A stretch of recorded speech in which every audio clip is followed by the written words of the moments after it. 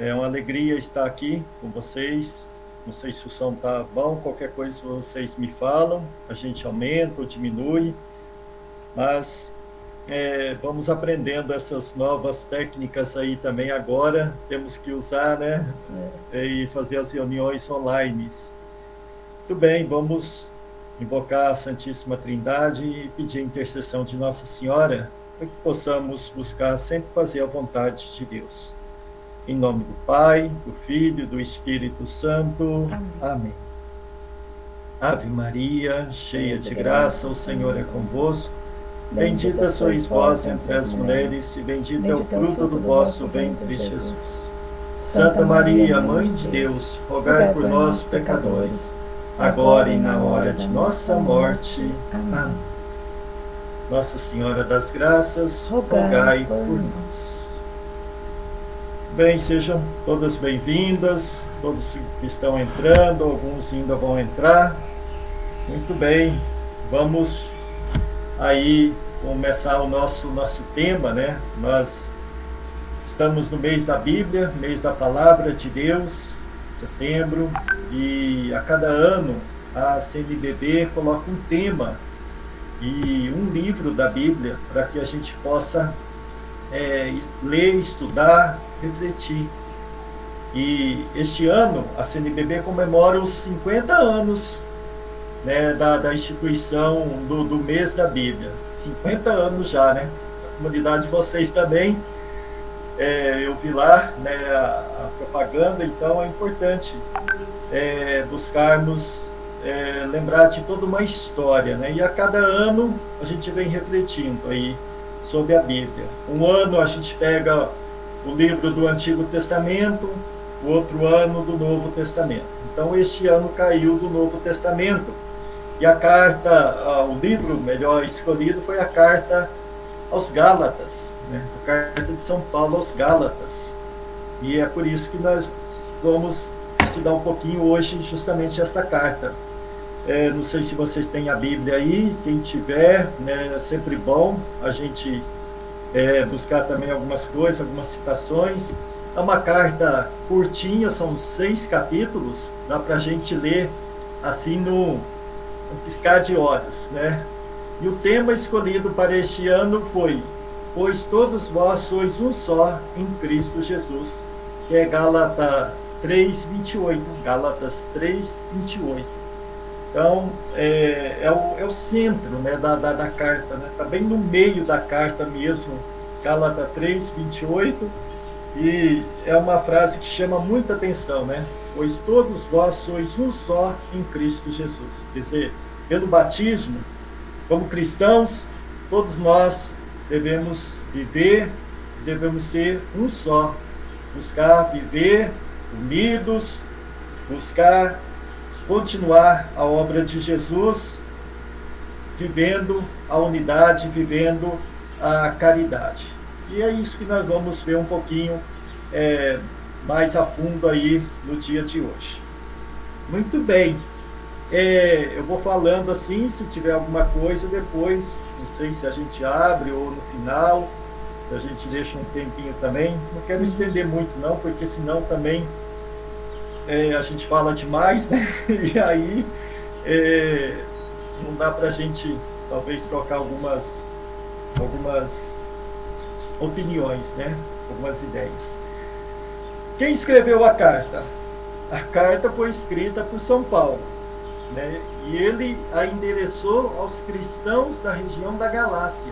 É interessante, porque São Paulo geralmente escreve a uma pessoa, escreve a alguém, mas ele, aos Gálatas, ele vai colocar a uma região, né? Olha só, o primeiro versículo da Epístola aos Gálatas. Paulo, vai dizer, é Paulo, apóstolo, não da parte dos homens, nem por intermédio de um homem, mas por Jesus Cristo, e Deus Pai que o ressuscitou dentre os mortos. E a todos os irmãos que estão comigo, quer dizer, os irmãos que estão com ele, a igreja da Galácia, Se a gente for ver lá no mapa, né, a Galácia, ela fica, é uma grande região. Hoje seria a Turquia, né? Na época era a região mais da Europa, era a Europa do norte, no norte da Europa, né?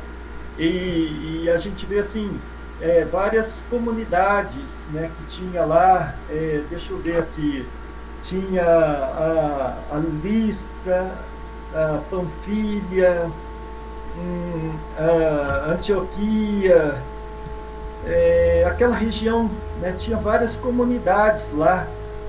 E Paulo então escreve a região da Galácia, a região da Galácia.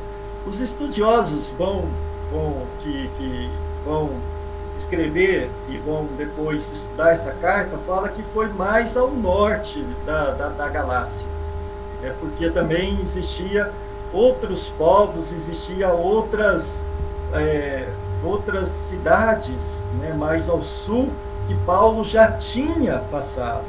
Paulo já tinha, também depois ele vai escrever a outras comunidades. Então, mais ao norte da Galácia. Hoje seria a Turquia. E é interessante que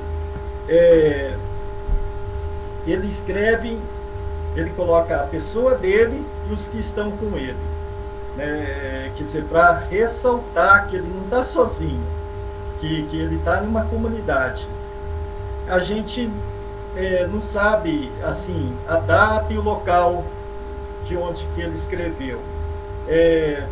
Assim, a maioria dos estudiosos afirma que ele escreveu essa carta enquanto viajava pela Macedônia, durante a terceira viagem que ele fez. Ele fez 3 viagens, e na terceira, lá pelo ano 56, 57, ele vai, né, escrever essa carta. Mas existe uma outra hipótese. Fala que ele teria escrito enquanto estava morando em Éfeso. Também um pouquinho antes, aí, talvez no ano 55, 56, foi o ano onde que ele ficou, assim, boa parte em Éfeso. Se a gente pega lá nos Atos dos Apóstolos, a gente percebe que Paulo, ele ficou aí 1 ano e meio, né, participando da comunidade de Éfeso, né, lá onde que ele vai constituir uma comunidade sólida, principalmente com Barnabé, né, onde que ele vai, de fato, firmar aí, né, depois Lucas vai acompanhá-lo, né, outros discípulos também vão estar com ele aí. Marcos também acompanha também as viagens, né, de Paulo. Ele sempre estava acompanhado aí com Silas, Marcos, Barnabé. Eram as pessoas que estavam aguentando Paulo, porque Paulo não era fácil não, hein? Paulo era difícil de conviver e de viajar também, porque ele era muito rígido, muito firme, né, Paulo? E essa carta aqui, olha, nós vamos ver algumas coisas, e ele vai pegar firme, né? Ele vai falar com o coração mesmo, com sentimento, né? Por que Paulo vai escrever essa carta? Então a gente já sabe que foi lá pelo ano 55, 56, no máximo 57, antes do concílio, porque vai citar a carta, vai citar, né, o primeiro concílio em Jerusalém. Então a gente imagina aí, e tem algumas questões que vai ser discutida, vai ser depois reafirmado no concílio.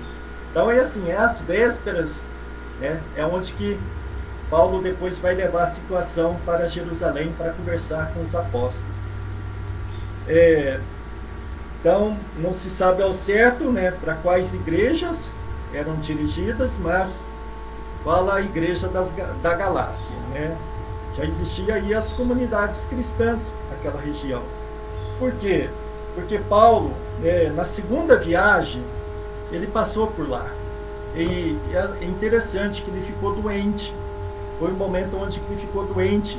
Então, ele acabou indo para o norte. E lá, né, ele conheceu essas comunidades. E é justamente na segunda viagem missionária de Paulo, se a gente pega lá Atos dos Apóstolos 16, Atos dos Apóstolos 18, vai mostrar Paulo indo, né, para a Galácia, indo para as regiões nortes. E é lá onde que ele vai conhecer essas comunidades, vai formar uma comunidade, vai falar do Evangelho, vai falar de Jesus Cristo, e aí depois ele vai, né, e vai embora, ele volta lá para Éfeso, né, para Antioquia, onde que ele costumava sempre ficar. E é justamente, né, para essas comunidades que ele volta depois para escrever. Por que então Paulo escreveu para os Gálatas? Paulo escreveu aos cristãos da Galácia porque estava muito preocupado com um conflito que estava surgindo dentro da comunidade. Uma crise provocada pelos cristãos que tinham vindo do judaísmo e que, com seus ensinamentos, eles estavam buscando aí corromper a mensagem do Evangelho de Paulo.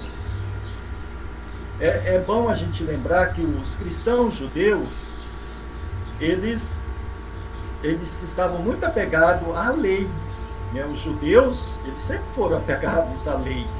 Eles queriam, então, seguir a lei judaica.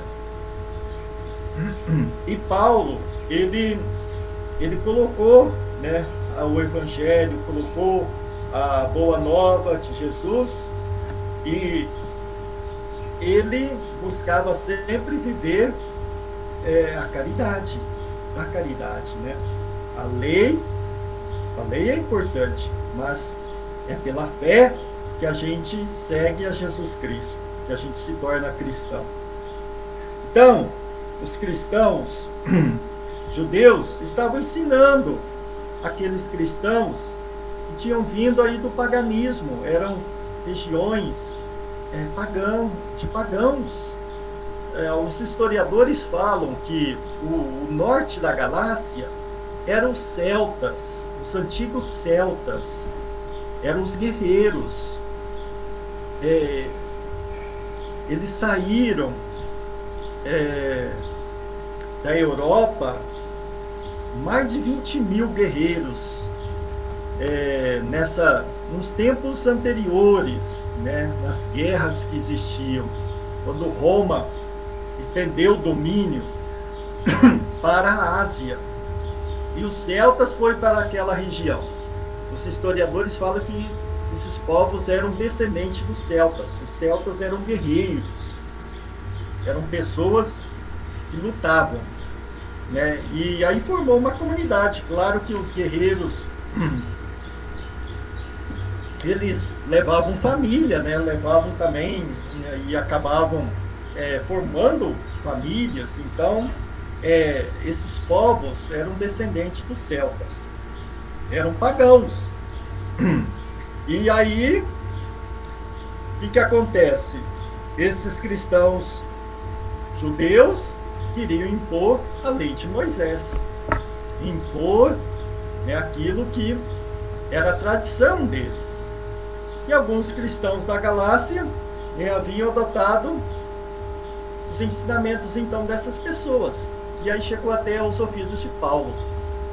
E Paulo não gostou. Paulo não gostou porque ele tinha ensinado uma outra coisa. Ele tinha ensinado, né, aquilo que ele aprendeu, aquilo que ele viveu da experiência dele com Cristo. E é aí que então ele vai começar a escrever essa carta. Perdão, ia tomar uma água aqui, a garganta.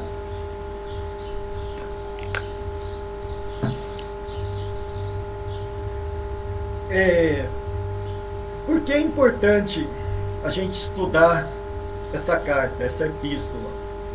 A epístola de Paulo aos Gálatas, ela foi escrita então aos judeus cristãos que estavam se afastando do Senhor. ao confiarem novamente nas obras da lei dos judeus, da lei judaica, dos fariseus, né, a lei de Moisés, do Antigo Testamento. Então o apóstolo procurou corrigir esse problema, enfatizando a diferença entre a lei de Moisés e o Evangelho de Jesus Cristo.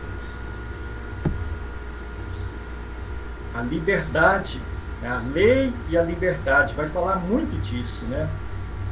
E é por isso que é importante a gente estudar e a gente perceber que a liberdade que nós alcançamos com Jesus Cristo supera toda a lei, supera todo o Antigo Testamento. E muitas vezes os judeus estavam aí, né, voltados para o Antigo Testamento, para aquelas leis, aquelas normas, e acabavam esquecendo de viver justamente a novidade que Jesus tinha trago, né? E com isso todo a lei do Evangelho. Então é importante a gente, né, buscar ler essa carta e entender, porque é bem atual, né? Dá para a gente aí aplicar nos dias de hoje. Os principais motivos e os propósitos dessa carta. Então, já falei alguns, né? Mas é ensinar que todas as pessoas, sejam judias, sejam cristãs, são salvas pela fé em Jesus Cristo. Em Jesus, que foi crucificado, foi morto e ressuscitou. Essa é a base da nossa fé, né? A salvação acontece pela fé em Jesus Cristo e não pelas obras da lei de Moisés. Agora, a salvação é por Jesus. Então, esclarecer o papel da lei de Moisés, do plano de Deus, defender-se contra acusações de falsos aí, judeus que falavam que Paulo não era apóstolo de Cristo. Por isso que ele começa a carta dizendo, né, Paulo, olha só, ele diz, né, Paulo, apóstolo, não da parte dos homens, nem por intermédio de um homem, mas por Jesus Cristo e Deus Pai, que ressuscitou dentre os mortos. Ele coloca que ele é apóstolo por Jesus, né? Jesus que o chamou, né? Que o tornou apóstolo, não apóstolo de caminhada. Ele vai falar que ele foi um abortivo, né? Foi o último, mas que viveu essa experiência. Então, a gente vê que Paulo estava sendo acusado de não ser apóstolo, né, por esses judeus. Aí também distinguir entre a antiga aliança de Deus, que havia feito aí com Moisés, e a nova e definitiva aliança realizada com Jesus Cristo. Então ele vai colocar bem nisso, né? E exortar os cristãos a viver o Espírito Santo, né? A importância de viver o Espírito Santo, de ser discípulo de Jesus, né? De viver a novidade do Evangelho. Então a gente vê isso bem definido nessa carta. E qual que é a característica assim, mais marcante desse escrito paulino, né? A carta aos Gálatas chama atenção, né, como o escrito mais fervoroso de Paulo. Nela é dirigida uma dura e uma emotiva repreensão aos membros da igreja, né, que estavam se afastando do caminho do Evangelho, devido aos falsos mestres, os judeus que se falavam de mestre, né, que estavam ensinando doutrinas erradas. Então trata-se também do primeiro ensinamento do apóstolo Paulo sobre a doutrina da justificação. Nós não somos justificados, salvos, redimidos pelas obras da lei de Moisés, mas pela fé em Jesus Cristo. Depois, ele vai aprofundar mais na carta aos Romanos. Se a gente for ver assim, a obra de Paulo, Gálatas é uma das primeiras cartas que ele escreve, né? Coríntios, depois vem Gálatas, depois ele vai aprofundar mais, né? Depois vai ter o concílio de Jerusalém, aí Paulo vai sair fortificado, né? Vai sair renovado desse concílio, porque esse concílio é o primeiro Pentecoste, vamos dizer assim, né? É o Pentecoste que aconteceu para abrir para todos os povos. E aí Paulo vai dedicar-se, né, aos pagãos, né? Pedro vai ficar mais com os judeus e Paulo então vai lá para as comunidades e vai chegar até na Espanha, né? Assim a gente vê Paulo como que ele vai estender a sua obra. Muito bem, assim, vamos rapidamente fazer um resumo. A minha Bíblia é de Jerusalém, eu não sei, né, de vocês, a minha pequenininha aqui é velhinha, mas eu gosto dela, é a versão de Jerusalém. Eu não sei se qual é a Bíblia que vocês têm aí, mas vocês podem acompanhar, né, algumas citações que eu vou fazer, que a gente vai ler, assim, um resumo, assim, bem rapidinho, né, para a gente não estender muito, sobre os 6 capítulos, né? São 6 capítulos, então é rapidinho, né? Primeiro capítulo aí, o primeiro, né? Paulo escreve então aos cristãos da Galácia, porque eles estavam se afastando do Evangelho e adotando falsos ensinamentos. Então ele defende sua vocação como apóstolo, contando sua perseguição à igreja e sua conversão. Então ele vai falar um pouquinho, né, da vida dele. Ele começa e depois ele vai falar um pouquinho aí também, ele enfatiza que recebeu uma revelação direta de Deus. Esclarece, né, que sua missão junto aos gentios, aos pagãos, foi aprovada pelos apóstolos. Quer dizer, que ele não estava sozinho. Ele declara que uma vez discordou de Pedro, com relação aos cristãos gentios. E isso aqui vai aparecer na carta, né? E ele ensina que as pessoas não são justificadas pelas obras de Moisés, mas pela fé em Jesus Cristo. Então, se a gente pega lá, ele começa aí, no primeiro capítulo, no versículo 6. Admiro-me que tão depressa abandoneis aquele que vos chamou pela graça de Cristo e passeis a outro evangelho. Não que haja outro, mas algum que vos estão perturbando e querendo corromper o evangelho de Cristo. Entretanto, se alguém ainda que nós mesmos ou um anjo do céu vos anunciar o evangelho diferente do que vos anunciamos, seja anátema, como já vos dissemos. Volto a dizê-lo agora. E se alguém vos anunciar o evangelho diferente do que recebestes, seja anátema. Porventura, o favor dos homens que agora eu busco, ou o favor de Deus, ou procuro agradar aos homens? Se eu quisesse ainda agradar aos homens, não seria servo de Cristo.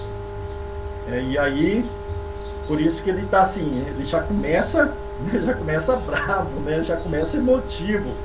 E aí ele conta um pouquinho da revelação que ele teve aí no versículo 11, né? Eu não recebi nem aprendi de homem algum, mas revelação de Jesus Cristo, né? O que a conversão, como foi Jesus na vida dele. E aí depois ele ficou um tempo, né? Olha só, é interessante aqui que ele não, logo depois da conversão, Paulo não já começou a anunciar o evangelho. ele se preparou. Aqui ele diz, né? Aí, ó, no versículo 17. Vamos pegar o 16. Estamos ainda no primeiro capítulo, né? Capítulo 15. Quando, porém, aquele que me separou desde o seio materno e me chamou por sua graça, houve por bem revelar em mim o seu Filho, para que eu o evangelizasse entre os gentios. Não consultei carne nem sangue, nem subi a Jerusalém, aos que eram apóstolos antes de mim, mas fui para a Arábia e voltei novamente a Damasco. Em seguida, por 3 anos subi a Jerusalém para avistar-me com Cefas, e fiquei com ele 15 dias. Não escrevo, e vos asseguro, diante de Deus, que não minto. Em seguida, fui às regiões da Síria e da Cilícia, de modo que pessoalmente eu era desconhecido das igrejas da Judéia que estão em Cristo. Apenas ouviram dizer que outrora nos perseguia, agora evangelizava a fé que antes devastava, e por minha causa glorificavam a Deus. Então a gente percebe aí Paulo, né, justificando como ele, após a conversão, o que ele fez, né, dizer que ele passou 3 anos depois que ele esteve com os apóstolos e depois que começou a evangelizar. E aí ele coloca no capítulo 2, né, em seguida, 14 anos mais tarde, subi novamente a Jerusalém com Barnabé, tendo tomado comigo também Tito. Subi em virtude de uma revelação e expus-lhe em forma reservada aos notáveis. É aí que aparece, né, o concílio de Jerusalém. Vai a partir daí que vai surgir o concílio, né, o primeiro concílio da igreja, onde eles vão se reunir em Jerusalém.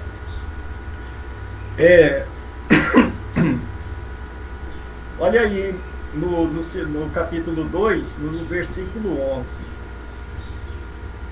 Quando Cefas veio a Antioquia, eu o enfrentei abertamente, porque ele se tinha tornado digno de censura.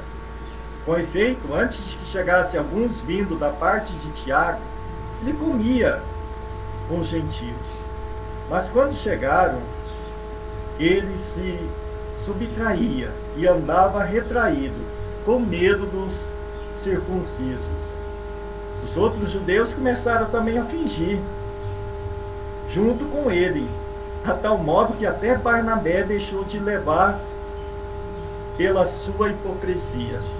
Até Barnabé entrou, né, no jogo deles. Por quê? Porque os judeus nem comer com os pagãos, com os ímpios, eles não comiam, eles não sentavam junto, porque eram impuros. Né? E antes, né, da vinda de Tiago, né, Tiago já tinha uma comunidade mais formada, né, uma comunidade onde os judeus estavam caminhando mais a tempo. E antes, né, Pedro então estava lá, sentava junto com eles. Mas depois que veio Tiago com os irmãos dele, ele começou a se afastar. Imagina isso para Paulo, né? Paulo não deixou barato, foi lá e pegou a orelha de Pedro também, né? Falou assim, antes você comia, né, na mesa com a gente, com os pagãos, com os escravos. Olha, os escravos, os livres, né, tinham isso também. Os escravos eram excluídos. As mulheres, né, elas ficavam de lado, né? Então tinham toda essa discriminação, né? Tinham toda essa separação. Os judeus seguindo todas as leis. Então Paulo não vai concordar com isso, né? Paulo vai ficar muito bravo com isso. Então ele vai até repreender Pedro aqui no capítulo 2. E, bom, eu acho que é assim, né? Assim, de maneira geral, né? Aí no capítulo 3, no capítulo 4, Paulo defende a mensagem central, né, do Evangelho. E ele ensina que Abraão era um exemplo de pessoa que foi justificada pela fé e não pelas obras, né, da lei de Moisés. E por meio da morte na cruz, Jesus Cristo redimiu toda a humanidade, do jugo da lei. Então ele vai, resgatar aí a diferença aí entre a lei, né, do Antigo Testamento, a lei mosaica, a lei de Moisés, e Jesus Cristo, o Evangelho, que veio para dar a sua vida. E ele começa lá, né, coloca todo o testemunho da Escritura, a fé, a lei. Ele coloca lá no Antigo Testamento, desde Abraão. Aí a gente pode ver no início do capítulo 3, e ele coloca qual que era o papel da lei aí, né, no versículo 19 do capítulo 3. Por que então a lei foi acrescentada em vista das transgressões, até que viesse a descendência, a quem fora feita a promessa, promulgada por anjos, pela mão de um mediador. Ora, não existe mediador quando se trata de um só, e Deus é um só.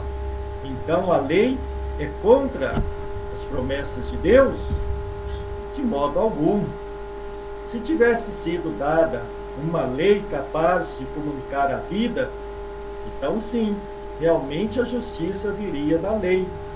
Mas a Escritura encerrou tudo debaixo do pecado, a fim de que a promessa pela fé em Jesus Cristo fosse concedida aos que creem. Olha essa parte. Antes que chegasse a fé, nós éramos guardados sob a tutela da lei, para a fé que haveria de se revelar. Assim a lei se tornou nosso pedagogo. A lei é como uma maneira da gente de nos educar, de nos mostrar aquilo que nós deveríamos fazer.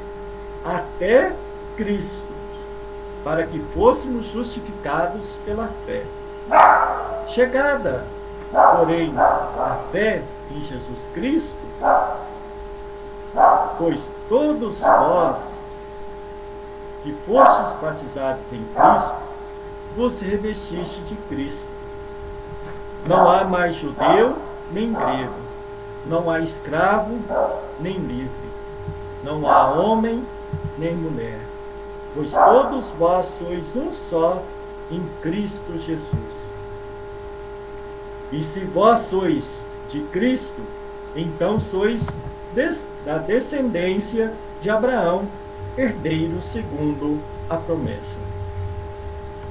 Aí está, né, o tema, né, escolhido, foi tirado desse centro aqui, né, do capítulo 3, aí, versículo 28.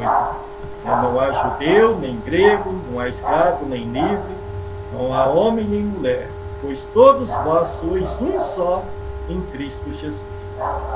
E se vós sois de Cristo, então sois da descendência de Abraão, herdeiro segundo a promessa. Cristo, ele é o cume, né? É o centro, né, de toda a nossa fé. Se nós somos de Cristo, nós vamos estar aí. A lei nós vamos seguir. A lei está, porque Cristo não veio para transgredir a lei, né? Ele veio para planificar essa lei. Ele veio, né, para redimir a cada um de nós. A lei era o meio, era a forma pela qual, antes de Cristo, nos ajudava a buscar voltar a nossa vida, o nosso coração para Deus. Mas vindo Jesus Cristo, nós nos tornamos então filhos de Deus e participantes também de Cristo, e assumimos né, justamente a descendência, né, de Abraão, de Moisés, de toda a lei.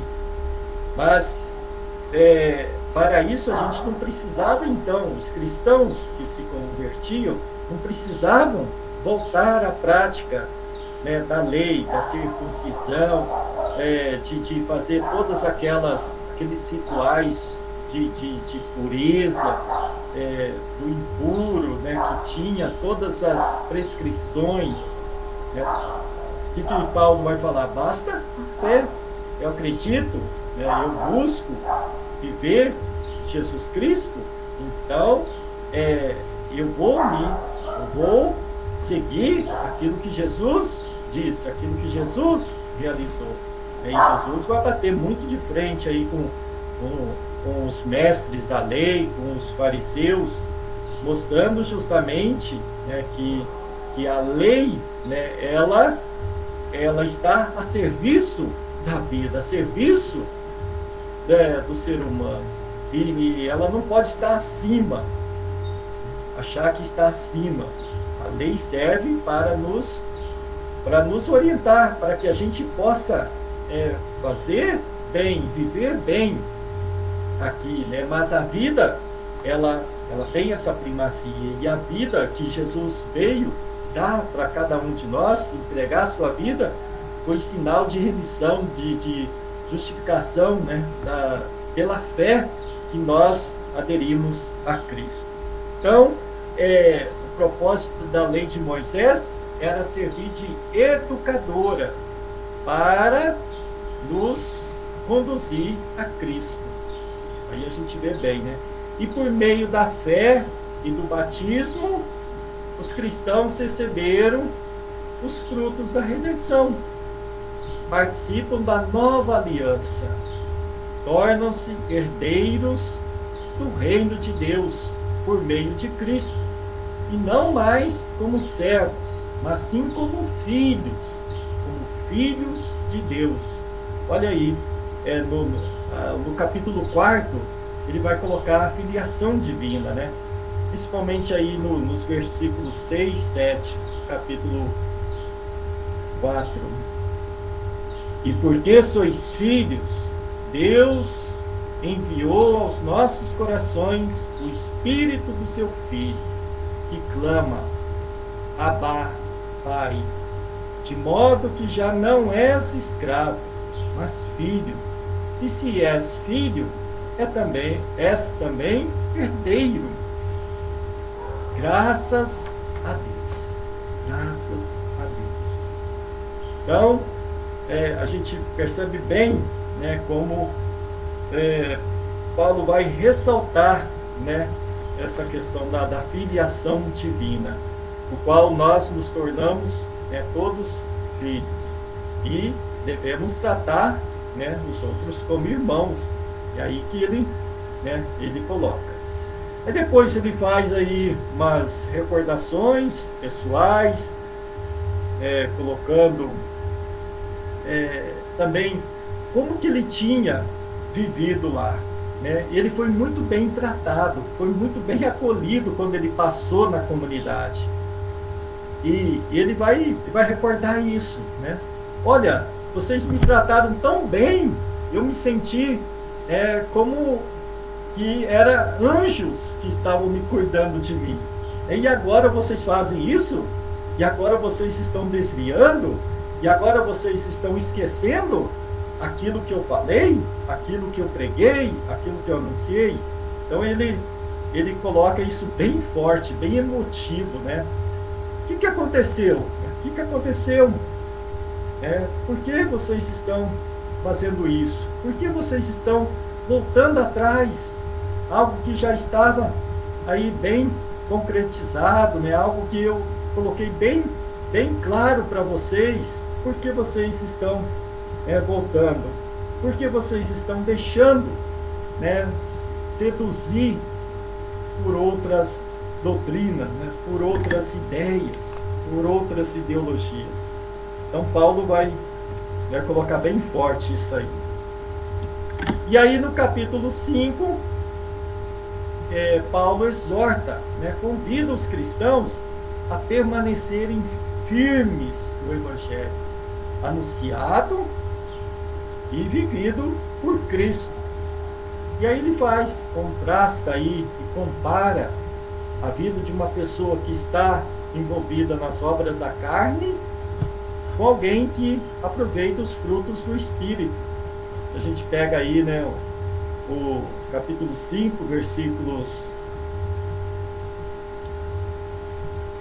Vamos ver, começa aí no capítulo 16. Ora, eu vos digo, conduzi-vos pelo Espírito, e não satisfazeis os desejos da carne, pois a carne tem aspirações contrárias ao Espírito, e o Espírito contrárias à carne. Ele coloca essa dicotomia, né, entre carne e Espírito. Isso é muito forte. Depois Paulo vai escrever muito sobre isso, né? Mas se vos deixais guiar pelo Espírito, não estáis debaixo da lei. Ora, as obras da carne são manifestas. E aí ele coloca, né?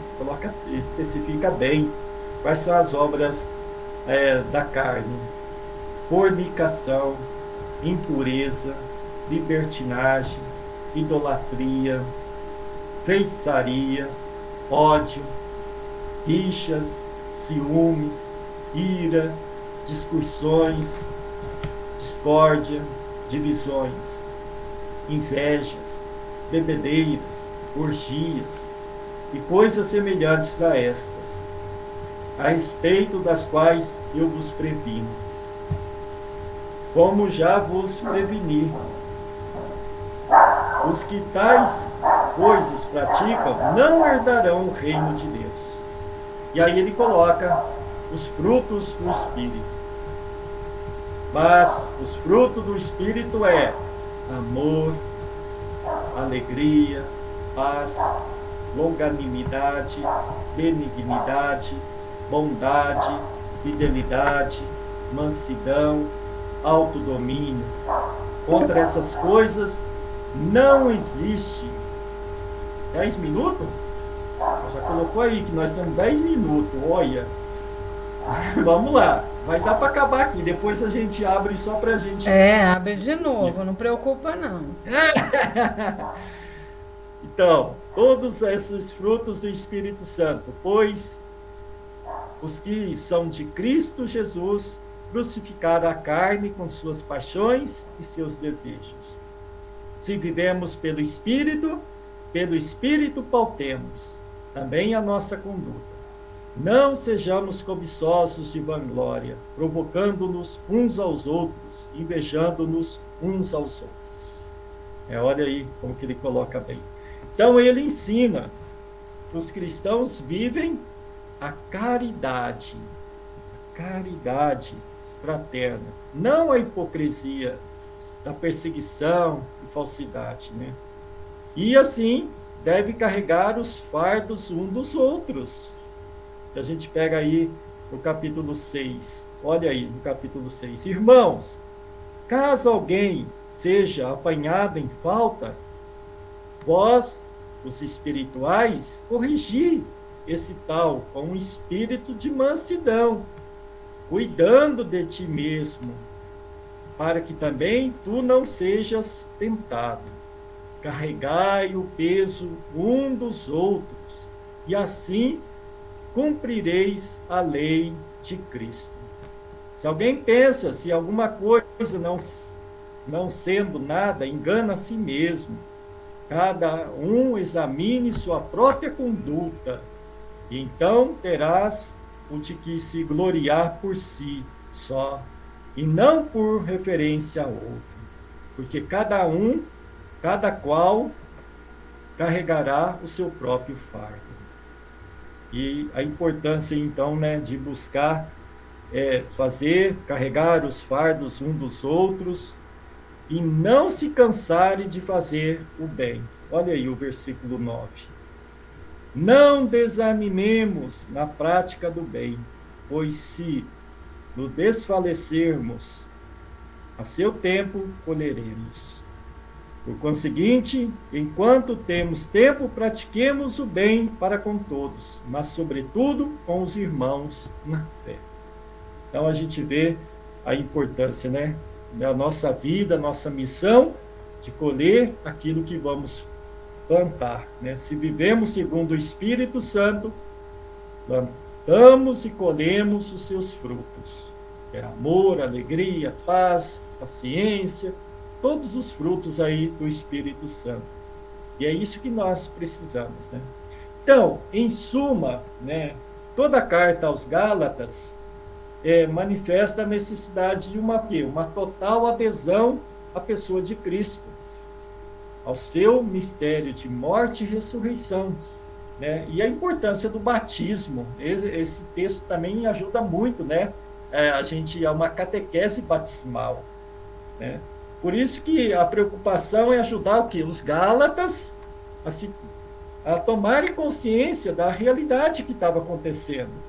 E, diante disso, de buscar voltar sua vida mais para Cristo. Então, Paulo fez aos Gálatas compreenderem que somente uma vida baseada na fé no Filho de Deus encarnado e no amor de Deus manifestado em Jesus é capaz de fazê-los encontrar a autêntica liberdade. Não é praticando a lei somente mosaica, algo que já estava ultrapassado, que eles iriam ser livres. Diante disso, ao aprofundarmos a carta, aos Gálatas, somos convidados a intensificar a nossa reflexão sobre o fundamento da nossa vida cristã. Somos convocados, então, o quê? A cultivar o nosso itinerário de fé, a questionar o nosso agir como cristãos. É bom sempre perguntar: qual que é o fundamento da nossa vida? O fundamento de nossa vida está nos nossos esforços pessoais, nas obras da lei, ou na experiência profunda da fé em Jesus Cristo? Assim também nós, quando nós lemos, estudamos essa carta, nós somos convidados ao quê? A retomar a experiência do nosso batismo, a compreender essa grande novidade de Jesus Cristo e aprofundarmos nossa experiência em Jesus Cristo, a nossa fé, esse Cristo crucificado, que veio para redimir todos os nossos pecados. É por isso que Paulo, ele diz, não sou eu que vivo, mas é Cristo que vive em mim. Enquanto vivo na carne, vivo na fidelidade do Filho de Deus, que me amou e se entregou por mim. Contemplando esses desejos de Paulo, possamos realizar também a nossa vida, este processo de humanidade que estamos aí passando nas nossas relações com as outras pessoas, na entrega ao amor de Deus, ao serviço de nossos irmãos, para que Cristo forme sempre um só em nós, para que possamos estar unidos. Por isso que o tema básico da carta é: vós todos sois um só em Cristo Jesus. Pelo batismo, todos nós nos tornamos cristãos, filhos de Deus, e vivemos a nossa vida voltada para Cristo, para também assumirmos a cruz de cada dia e sermos discípulos missionários dele. Assim, então, eu acho que, assim, de maneira assim, bem geral, é claro que estava para aprofundar muito essa carta aos Gálatas, mas que a gente pudesse, assim, só para depois dar para ler com mais calma, dá para a gente fazer uma leitura, uma lexio divina, uma meditação da palavra de Deus, de estudarmos um pouco mais e aprofundarmos a carta de São Paulo aos Gálatas. A Mara, eu não estou vendo ela aqui, mas ela está por aí, usa Mara. O microfone dela não está funcionando, padre. A pergunta dela é o seguinte: quero saber se quando nos voltamos mais para as leis dos homens, seguindo o que manda a nossa lei, estamos deixando a lei de Deus? Quero saber se quando nos voltamos mais para as leis dos homens, seguindo o que manda a nossa lei, né, dos homens, estamos deixando a lei de Deus? Idolatrando os homens e deixando Deus de lado? Então, nós temos que ver bem, né? Olha só, Jesus ele não foi contra as leis humanas, né? Só que muitas vezes nós nos apegamos muito à lei, né? A lei escrita, a lei estabelecida, e deixamos de viver a misericórdia, o amor, né? A liberdade em Cristo, né? A lei humana, ela deve estar de acordo com a lei de Deus, né? Porque uma coisa não vai contra a outra, né? A lei humana nos ajuda a gente a viver bem aqui na Terra. Nós precisamos de lei, senão já pensou uma terra sem lei, um país sem lei? A gente precisa de leis, a gente precisa de leis, as leis são importantes, mas a lei, ela não pode estar acima, né, da vida, acima, né, de Deus, né? Porque Deus, ele sabe aquilo que é melhor para nós, né? Então, uma coisa deve encaminhar para a outra. Por isso que Paulo usa, né, esse termo, né, a lei de Moisés, a lei mosaica, é como um pedagogo, é algo que nos introduz, que nos ajuda a caminhar. Mas Jesus Cristo, com Jesus Cristo, nós vemos a plenitude, né? Vemos que ele superou toda a lei, né? Toda a lei do Antigo Testamento. E é por isso que a gente tem que ter fé, acreditar em Jesus Cristo, né? O que Paulo ele fica assim contrariado é que esses judeus, né, que tinham se convertido, ele chama judaizante, né, esse grupo de judeus mais estritos, mais fechados, eles, né, acreditavam em Cristo, mas queriam viver as normas, queriam praticar a lei do Antigo Testamento, né? E isso aí, Paulo, então, ele vai falar, não é bem assim, né? Com Cristo as coisas mudaram, então nós temos que viver de maneira diferente. Mas não é agora deixar de praticar a lei, né, de ser uma pessoa fora da lei. Não é. Cristão não é fora da lei. Cristão pratica a lei, vive a lei. Mas que a lei possa, né, de fato, né, contemplar e respeitar aquilo que é de Deus.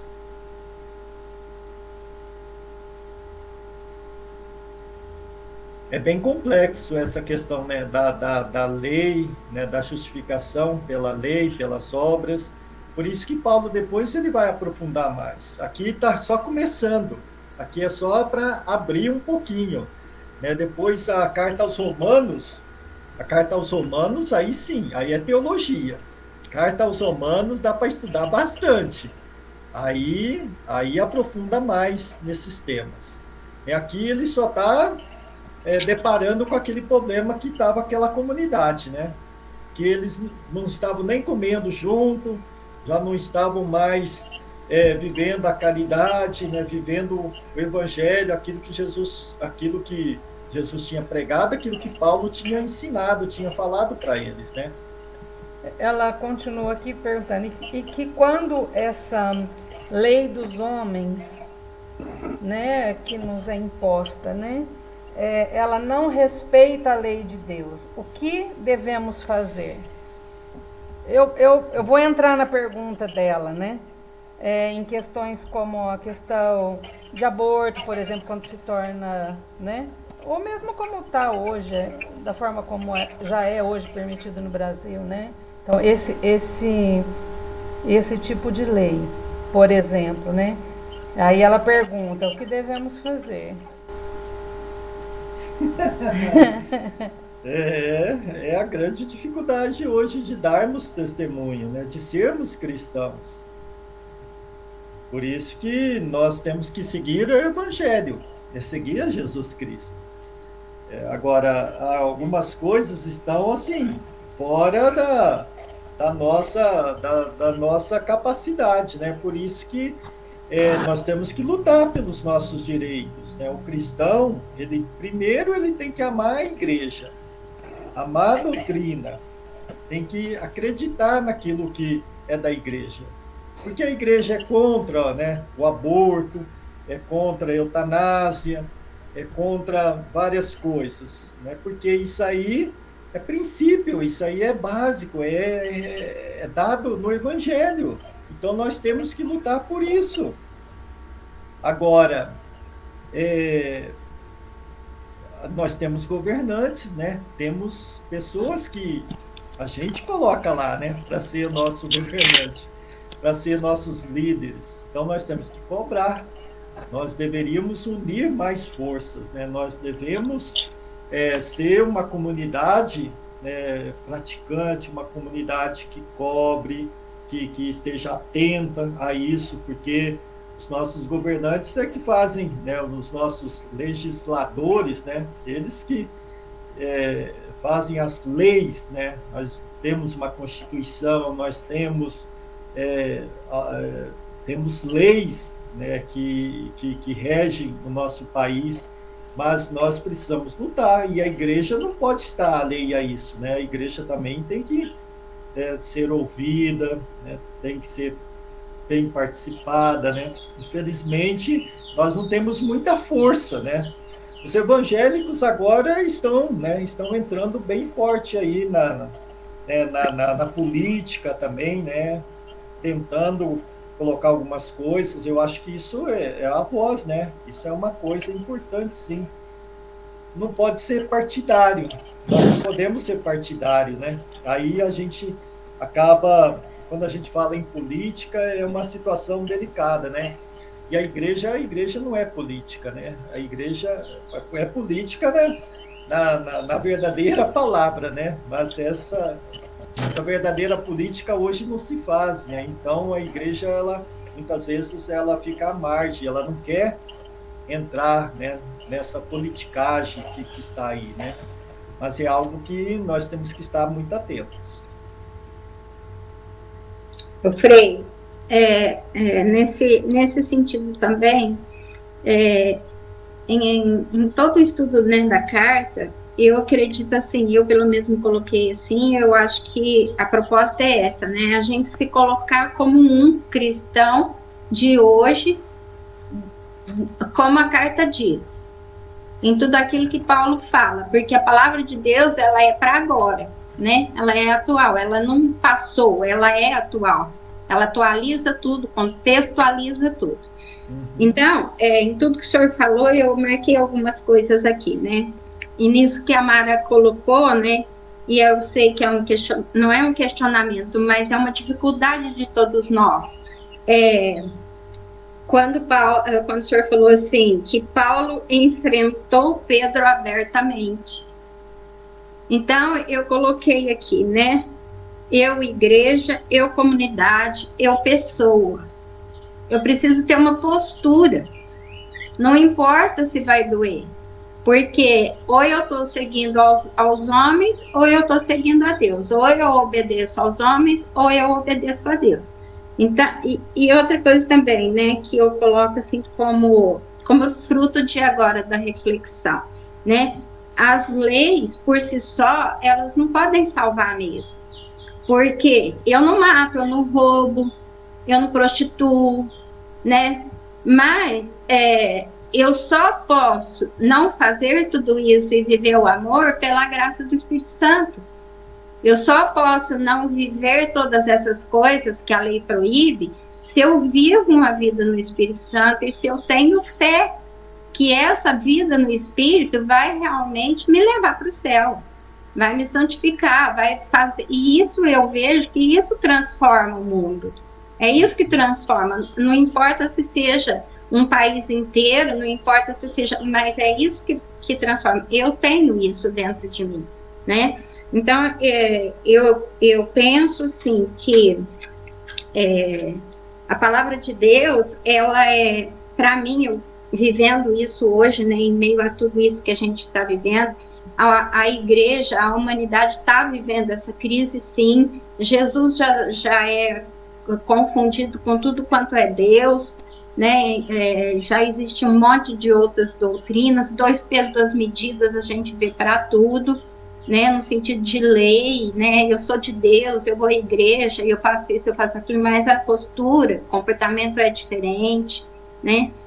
Então, eu sinto assim que a gente realmente precisa testemunhar e viver a palavra de Deus. E essa carta, ela não é só para ser estudada, ela é realmente para ser vivida, né? E é pela graça, não tem como, né? Eu lembrei do jovem rico, né? Eu já faço isso tudo. E Jesus falou, não, então você vai lá, deixa tudo, vem e me segue. E ele saiu triste.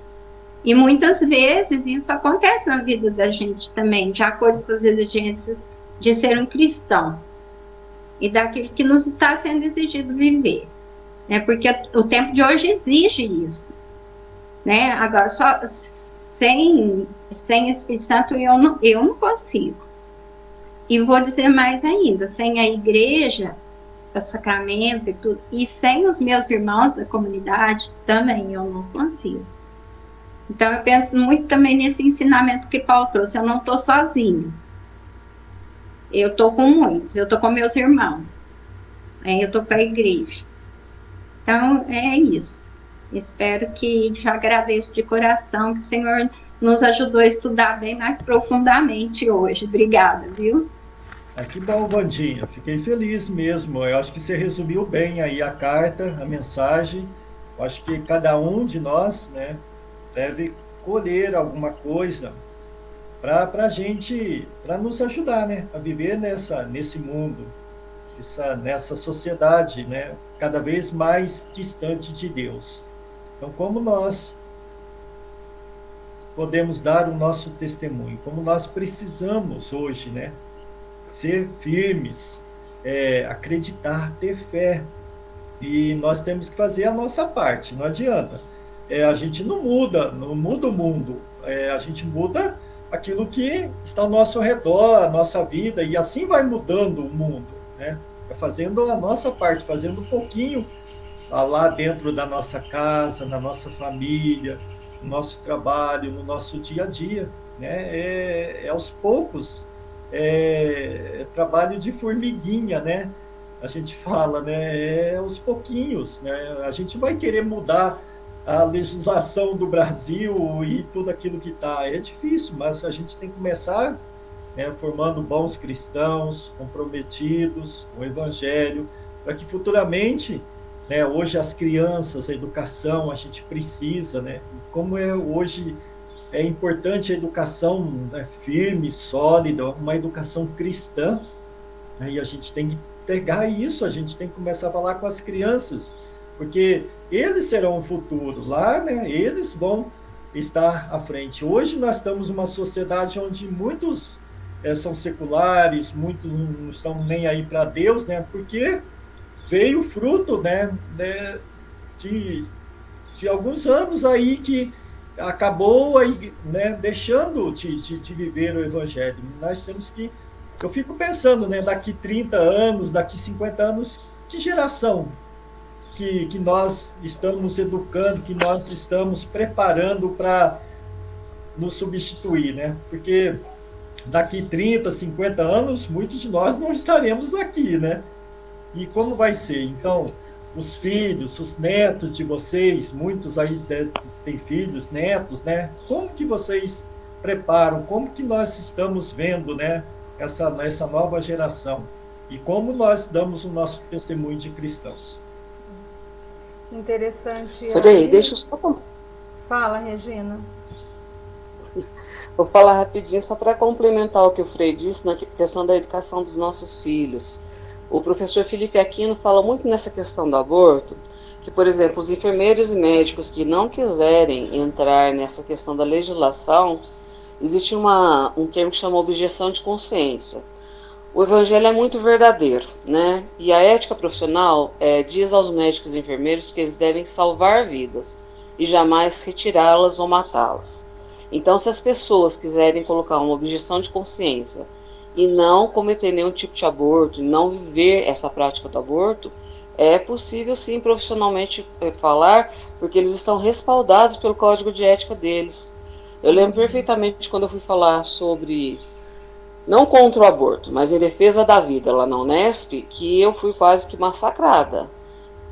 Mas a vida é uma coisa que é inerente ao ser humano, então eu não posso matar uma vida humana dentro do ventre materno porque a mulher tem algum direito, né? Claro que é uma questão muito polêmica. A gente respeita, né? Acolhe, mas existe uma questão ética primeira, que é a vida. Então o evangelho ele é muito verdadeiro. Em qualquer lugar que a gente for, se a gente conseguir defendê-lo, por mais lutas que a gente vá travar e educar as nossas crianças para que a verdade seja feita, com certeza nós conseguiremos chegar à meta. Não será fácil, não será sem luta, mas eu creio muito que a ética e o evangelho prevalecerão sobre todas as nações. Eu vejo hoje crianças muito mais bem informadas em defesa da vida, do meio ambiente, até de tudo, de tudo. Eu sou muito feliz com a nova geração que está vindo aí. É isso, obrigada, desculpe. É uma coisa que eu amo muito, falar sobre a questão da vida. Mas tem tudo a ver, né, Regina? Eu ia ressaltar o ponto que tem me chamado a atenção desde o início do estudo, né? Que é o zelo de Paulo, né? Como ele já passou por aquele lugar, quer dizer, ele foi lá várias vezes, ele tem uma percepção, né? Ele mudou de localização, ele foi para outro lugar, mas ele permanece com os olhos sobre os lugares que ele passou, né? Esse pastoreio, que é esse convite aí que a Regina está falando, né? Que é esse convite que é também para todos nós, em todas as instâncias onde a gente vive e atua, né? De zelar e de trazer a verdade, né? Como contribuição. Aqui ele não impõe a eles, mas ele propõe a verdade, quer dizer, ele propõe com convicção. E aí é que eu acho que está a diferença, né? Porque eu sempre falo que a convicção, a nossa convicção convence os outros, né? Então essa certeza. Então vejo que Paulo, ele fala com convicção, porque ele fala baseado na verdade, né? Não naquilo que é dele, né? Mas naquilo que é imutável, que é verdade, né? Então, para mim, o que chama a atenção bastante, tem chamado muita atenção, é esse zelo e o pastoreio que ele então realiza, chamando a atenção de seja lá quem for, até de Pedro.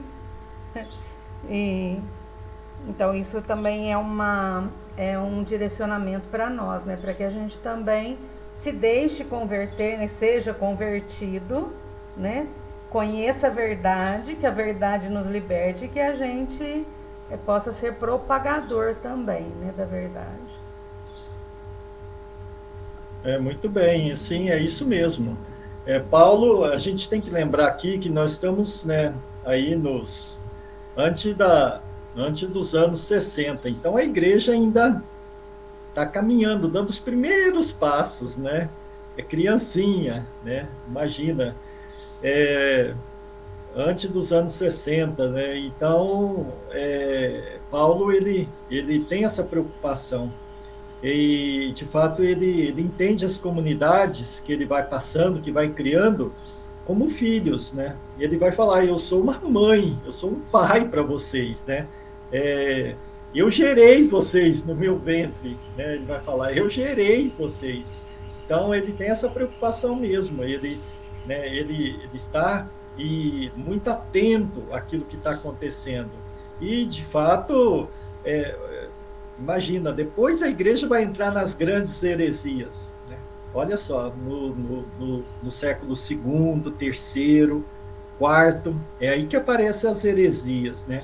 Aqui ainda tá bem no início, né? Tá bem, imagina, né? A igreja lá nos anos 57, 58, 59, 60, então tá bem no início mesmo. Depois que vai acontecer tudo, vai acontecer muitas coisas, né? Aí vem os mártires, né? Quantas pessoas morreram defendendo, entregando a vida? Se a gente olha aí os primeiros mártires, né? Os mártires do século II, III, na igreja, eles foram, né? Os apóstolos depois vão doar toda a vida, né? Vão morrer também mártires, né? Paulo também, né? Paulo vai morrer mártir aí também. Mas isso aí, depois é com a vida que eles vão dar o testemunho, né? Então ele tá só iniciando aí, mas é importante sim.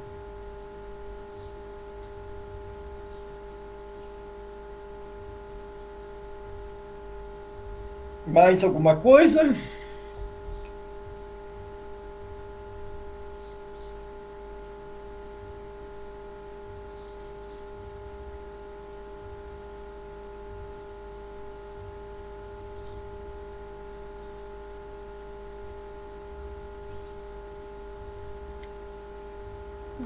E a Alcione, Vandinha, Maria Marta. Tá todo mundo querendo falar ao mesmo tempo, né? Tem muita gente, né? Muito bem, eu só agradeço então essa oportunidade de, né, estar aqui essa tarde com vocês. Eu acho que assim, a gente vai semeando, né? É um pouquinho que a gente vai semeando para a gente colher, que a gente possa colher aí, possa passar também para outras pessoas, né? Passar a proposta da igreja todo ano, né? Setembro, a gente lê um livro da Bíblia, a gente estudar, aprofundar. Vocês depois possam aprofundar um pouquinho mais, ter mais tempo aí para ler essa carta, meditar, né? Eu falava da Lexio Divina. Ler, rezar com a palavra de Deus, acho que isso é importante. A gente vai produzindo frutos, né? E esses frutos nos ajudam para a gente dar o nosso testemunho e ajudar também as outras pessoas a conhecer um pouco mais da palavra de Deus. Muito obrigado, Deus abençoe aí, continue firmes aí. Obrigada, Senhor. Amém. Tem algumas pessoas sumidas da igreja, não vejo mais vocês. Deus abençoe o senhor também, viu, Frei? Qualquer hora apareço lá. Quero ver, Vandinha, você está sumida aqui das graças. Então, eu tô lá, eu tô na São Judas aqui durante a semana, na Santa Rita no final de semana. Então tá bom. Mas eu vou lá, viu? Então saudades. Tá lá é minha casa, lá é o meu primeiro amor. Então tá bom. Muito bem. Tá certo. Nós agradecemos mais uma vez, né? Porque não é a primeira vez que o senhor está conosco. Espero que não seja a última, que possamos estar sempre juntos, porque é sempre uma contribuição muito grande. Viu, Frei? Deus te abençoe, que continue o Espírito Santo agindo, né, no seu coração, transformando, convertendo, o Senhor também, santificando, viu? E Amém. pedimos que o Senhor nos dê a bênção, então, final, para a gente poder terminar. O Senhor esteja convosco. Ele está está no no meio de nós. Essa bênção de Deus Todo-Poderoso, Pai, Filho e Espírito Santo. Amém. Amém. Deus abençoe a todos. Uma tarde muito abençoada. Vamos Amém. em paz. O senhor também. Muito obrigado. Amém. Que Deus abençoe o senhor também. Amém. Que Deus abençoe o senhor também. Reza para nós. Rezamos É. sim, com Rezemos. certeza.